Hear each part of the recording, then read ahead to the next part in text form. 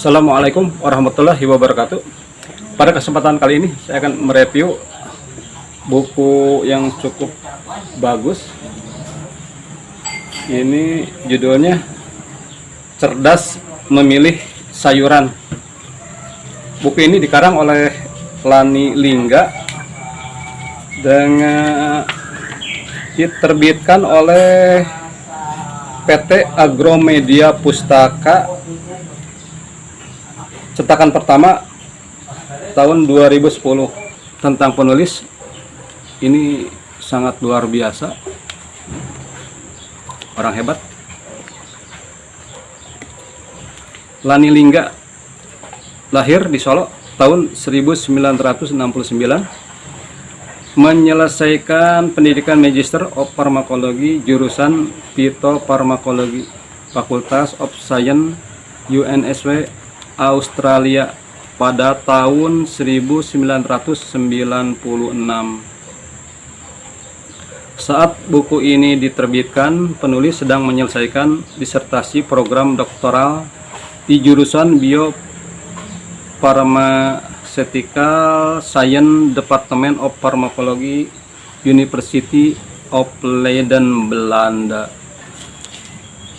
Keunggulan dari buku Cerdas Memilih Sayuran karya Lani Lingga ini diantaranya pertama, menjelaskan kandungan gizi dan manfaat dari berbagai jenis sayuran yang umum ada di pasaran. Dengan mengenal kandungan gizi dan manfaatnya, kita akan memiliki pedoman untuk memilih jenis sayuran yang layak untuk dipilih.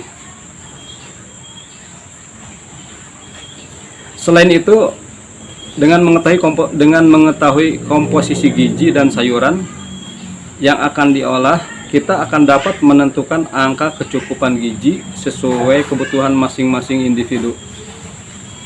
Jadi pemilihan sayuran tidak hanya berdasarkan selera, tetapi juga harus mempertimbangkan komponen gizi. Keunggulan yang kedua ini, menerangkan manfaat beberapa jenis sayuran dalam penyembuhan penyakit melalui pendekatan ilmiah. Untuk menguatkannya, dalam setiap pembahasan disertai dengan data yang berasal dari hasil penelitian ilmiah yang dapat dipertanggungjawabkan. Dengan demikian, kita tidak ragu-ragu lagi untuk mengkonsumsi sayuran terbaik yang dipilih sesuai kualitas gizi dan khasiatnya sebagai obat. Keunggulan yang ketiga, buku ini menjelaskan efek negatif beragam sayuran, sehingga kita lebih selektif dalam memilih dan mengolah sayuran. Ihwal ini terkait kandungan gizi atau non-gizi tertentu pada sayuran yang dapat memicu atau memperparah penyakit tertentu. Keunggulan yang keempat, selain itu kita juga akan memperoleh gambaran untuk memadupadankan sayuran yang satu dengan lainnya agar memiliki kualitas gizi yang lebih baik. Dalam buku ini pun akan dijelaskan sayuran apa saja yang sebaiknya harus diolah terlebih dahulu agar kualitas gizinya meningkat.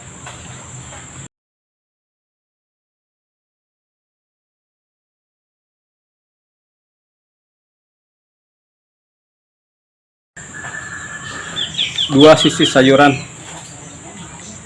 Di awal peradaban manusia, makanan nabati, buah-buahan dan sayuran telah menjadi sumber nutrisi penting bagi manusia.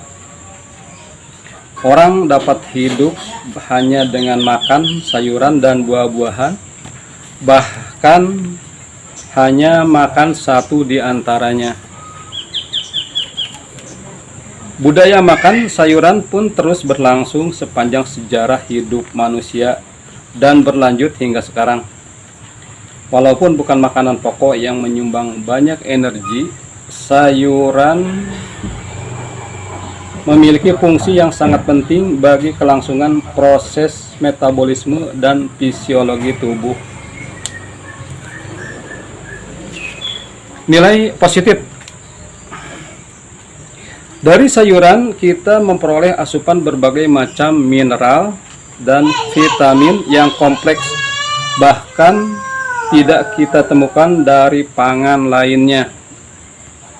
Masing-masing mineral dan vitamin memiliki fungsi yang berbeda-beda, sehingga keberadaannya tidak bisa digantikan satu dengan yang lainnya.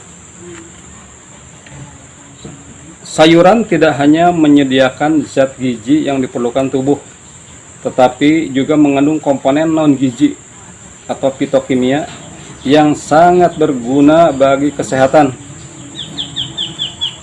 Setiap jenis sayuran memiliki kandungan gizi yang berbeda, demikian pula dengan fitokimia yang dikandungnya. Walaupun tidak memiliki peran dalam fisiologi tubuh seperti yang dimiliki oleh zat gizi, keberadaannya fitokimia pada sayuran sangat penting. Fitokimia berperan untuk menjaga tubuh dari berbagai kemungkinan penyakit, baik penyakit yang disebabkan oleh parasit maupun penyakit non-infeksi. Nilai negatif sayuran. Secara umum, sayuran disebut sebagai makanan sehat. Namun, hal ini tidak berlaku bagi semua individu. Bagi orang yang sehat, makan sayuran apapun tidak akan menimbulkan masalah. Sebaliknya, tidak demikian dengan orang yang sakit. Selain mengandung zat gizi dan fitokimia yang bermanfaat, sayuran tertentu juga mengandung komponen lain yang merugikan bagi tubuh. Di satu sisi, sayuran tersebut sehat untuk dikonsumsi. Di sisi lain, bisa menjadi pemicu timbulnya penyakit. Merugikan bagi tubuh jika dikonsumsi berlebihan atau saat sedang menderita penyakit tertentu. Namun, bagaimanapun sayuran tetap merupakan sumber nutrisi yang bermanfaat, meskipun ada komponen yang merugikan untuk kondisi tertentu. Beberapa jenis sayuran mengandung zat anti gizi yang akan mengurangi tingkat serapan unsur gizi yang lain. Bahkan, ada unsur gizi tertentu tidak dapat diserap tubuh. Akibatnya, komponen gizi tersebut mubazir. Dalam hal ini, pemilihan jenis sayuran dan cara pengolahan yang tepat memegang kunci untuk meningkatkan ketersediaan unsur gizi dari sayuran yang bersangkutan. Banyak buku mengatakan bahwa sayuran mentah lebih sehat untuk dikonsumsi. Kenyataannya tidak selalu demikian. Ada beberapa komponen gizi dan non-gizi pada sayuran tertentu yang justru akan meningkat kualitasnya jika diolah terlebih dahulu.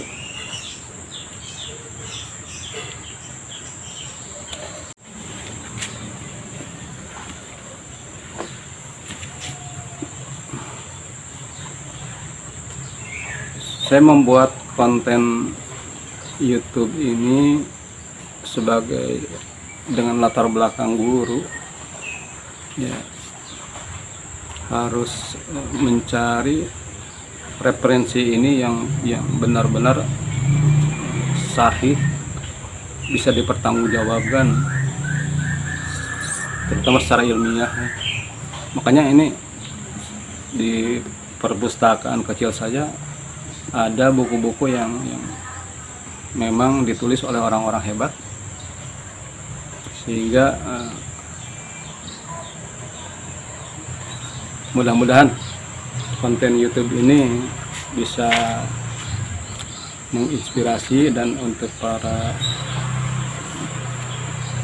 penonton tidak meragukan lagi, karena jelas ini sumbernya